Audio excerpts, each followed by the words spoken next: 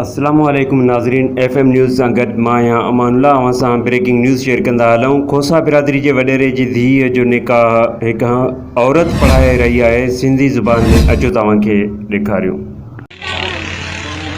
नायाब सरकश साईं सरकश सिंधी जी न्याणी आहे।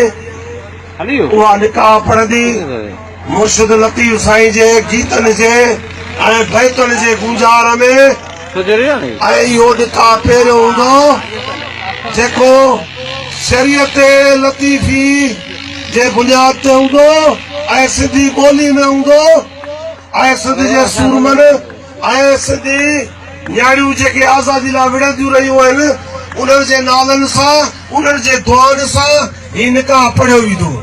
ऐं साईं सरकश सिंधी जे न्याणी नायाब सरकश खे गुज़ारिश कंदुसि असांजे नौजवान नज़ीर अहमद मुंहिंजो भाइटियो ऐं मुंहिंजी न्याणी सिंधिया उन निकाह पढ़ंदो ऐं तव्हां दुआ घुरंदो। सभ खां पहिरें विचाई जे बैतनि सां निकाह पढ़ियो वेंदो। जी बिस्मिल्लाह।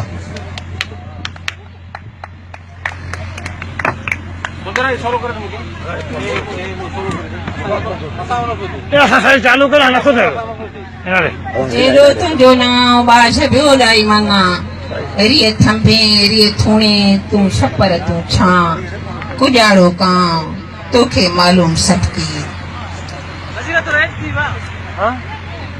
घोट जो नालो नज़ीर अहमद खोसो, पुट खैर मोहम्मद खोसो, शरीयत लतीफ़ी मूजिब सिंधिया दी सोजरो सिंधी कबूल आहे।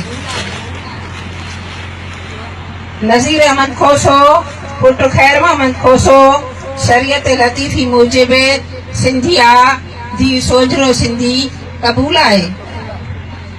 नज़ीर अहमद खोसो पुट खैर मोहम्मद खोसो, शरीयत लतीफ़ी मूजिब कुंवार सिंधिया दी सोजरो सिंधी कबूल आहे। ऐं हाणे टे शाहिद आहिनि, उन्हनि भाइरनि खे गुज़ारिश कंदसि त उहे कुंवार खां शादी वठी अचनि। कुर्बान खोसो, गुलखान खोसो, वज़ीर खोसो।